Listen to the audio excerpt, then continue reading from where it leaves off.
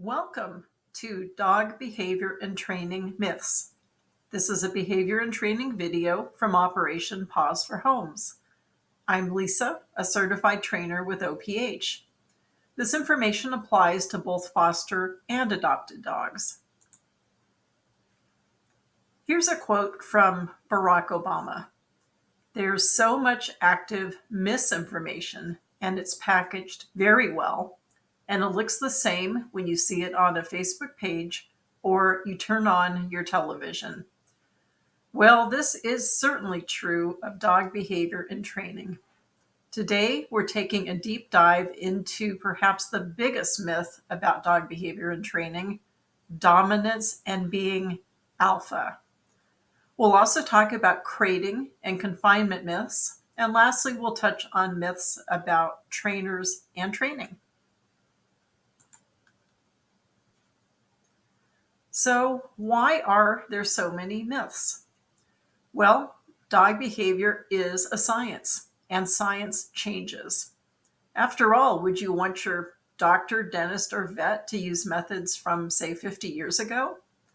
Things have changed a lot, and dogs shouldn't endure outdated methods.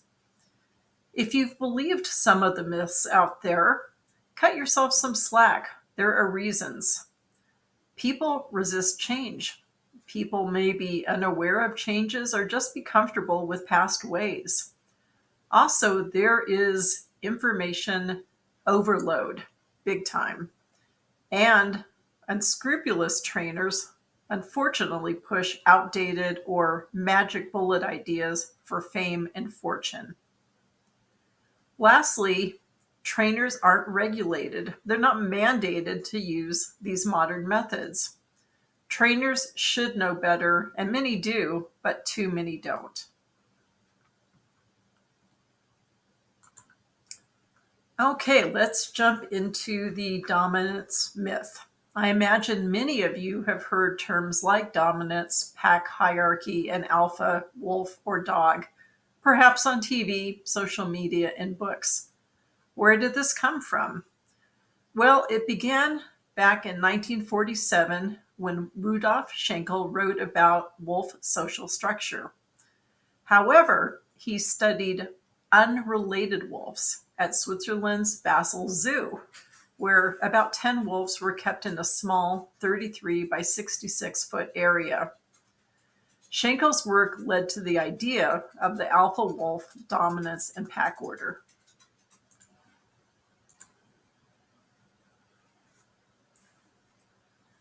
Well, the myth continued. More research in the 1960s and 70s was again on unrelated wolves in captivity, kept in unnaturally small areas.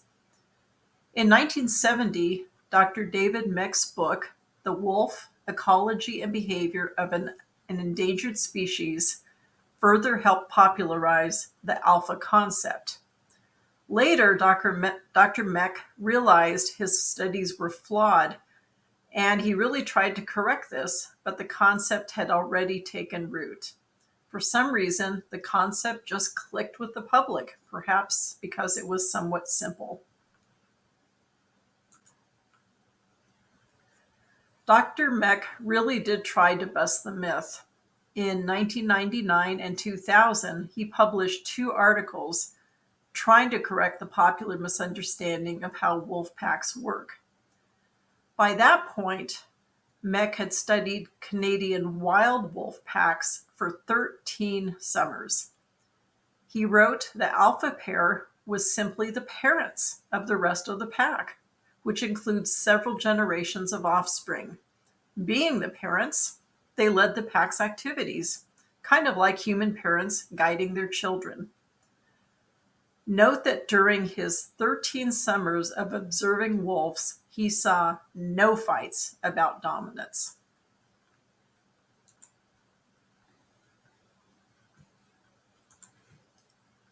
Unfortunately, the dominance myth took over the dog training world. The alpha wolf theory took hold in dog training after 1970 with that Dr. Meck's original flawed study. Dog training actually comes from the military, which tends to use punishment. Well, with the concept of wolf pack hierarchy, trainers were even more likely to use punishment.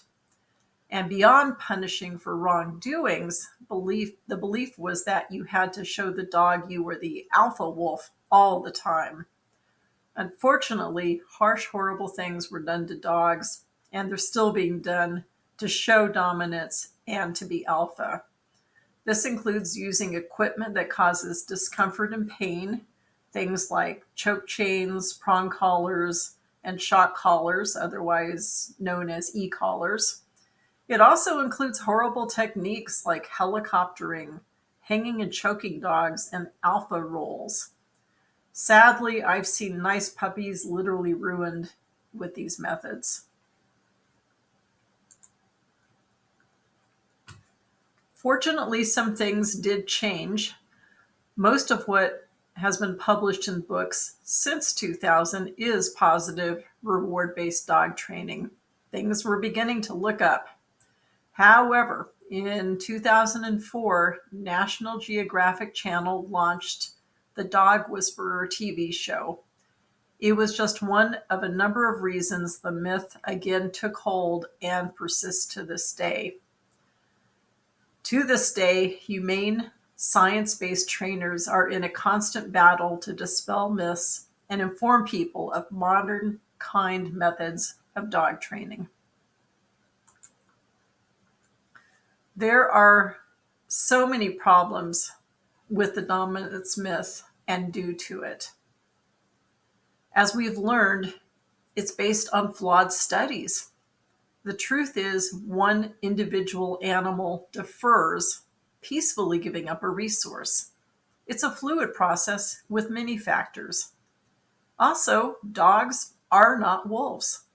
Humans and chimps share about 98.8% of their DNA.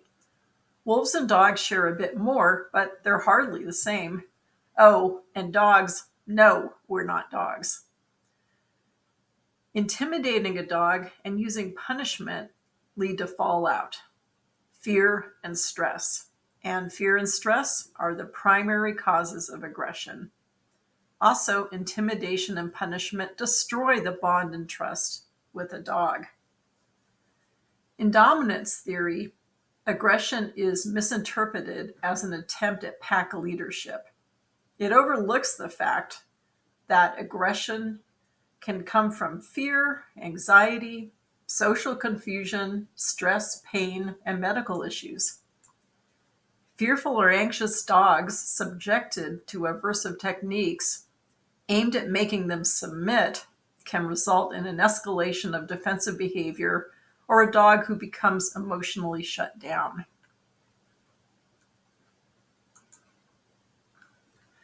So the final word on the dominance myth. The American Veterinary Society of Animal Behavior recommends that veterinarians not refer clients to trainers or behavior consultants who subscribe to dominance theories and confrontational behavior. Also, the who's who of dog behavior advocate against dominance theories, and they advocate for positive reinforcement training.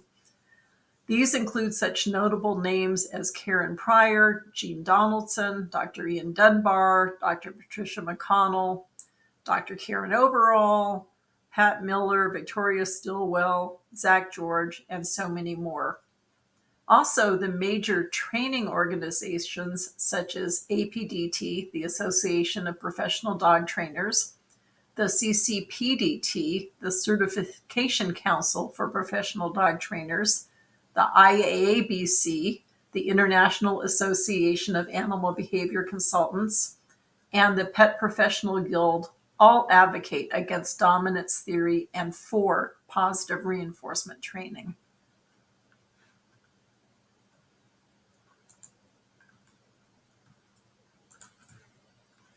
Let's now discuss crate and confinement confusion. This may be controversial. After all, crates can be essential for rescue work. Some examples are for transport, possibly for shutdown, if you have a crate and rotate situation, and other things. However, the training and behavior world is beginning to rethink crating. Justifications for crating involve the idea that dogs naturally like crates because they're den animals like wolves. But dogs are not wolves. Crating is much more common in the US and Canada. In much of Europe and in Australia, crating is uncommon. And in Finland and Sweden, it's actually illegal to keep dogs crated overnight or while you're at work.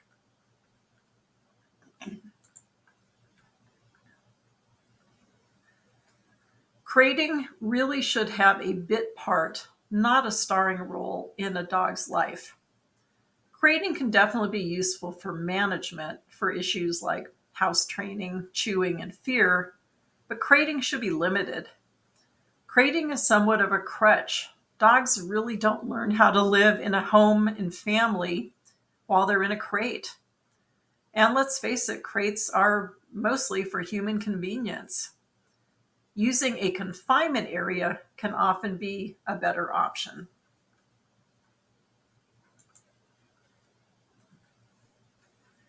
There are valid reasons for a crate, but I would offer the suggestion that a confinement area may often work as well. Crates can serve as a temporary retreat for dogs away from various stressors, such as a busy family. Transporting a dog in a sturdy crate is one of the safest ways to do so. A dog requiring activity restriction due to injury or illness may absolutely require a crate. And if resource guarding is an issue, separate crates keep dogs apart and safe. So, what are the potential problems with crates? Well, dogs are social animals, and they thrive on interaction and the ability to explore the environment. Also, dogs need physical exercise and mental stimulation, which being crated drastically restricts. Also, prolonged crate time may result in physical discomfort, stress, destructive behaviors, and a sense of isolation, impacting social development. I can also tell you that I see a lot of issues with crate anxiety, and dogs with separation anxiety, which often goes along with crate anxiety, should not be crated.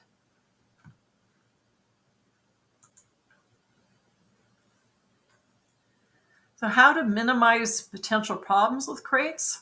Well, never crate a puppy for longer than they can hold their bladder, generally 2 hours max. Always introduce a crate gradually. The dog should never be distressed during the process. And give meals and Kongs in the crate to create a positive association with it. An adult dog, even used to a crate, should not be crated more than 4 hours a day, and never use the crate as punishment. If you need help with crate training or to talk through options to using a crate, please contact OPH Training.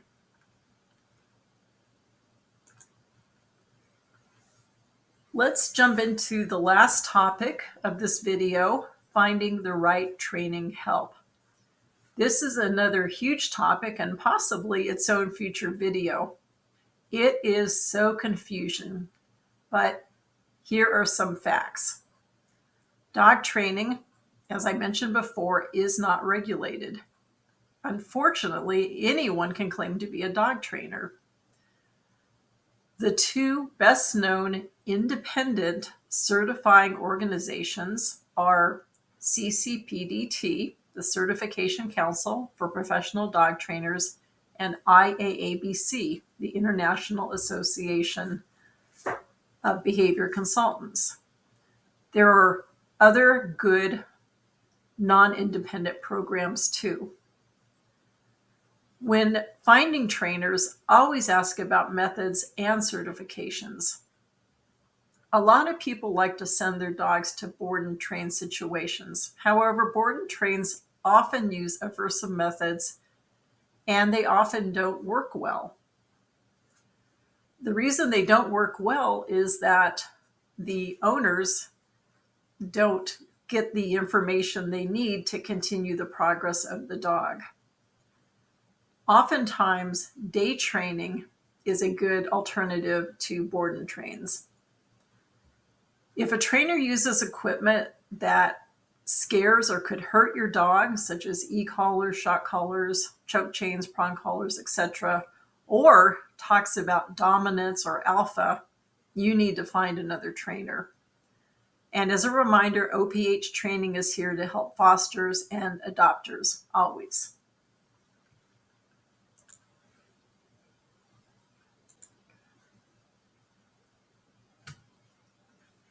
In conclusion, please remember to dump the dominance and alpha myths. Also, try to limit crating to appropriate situations and durations.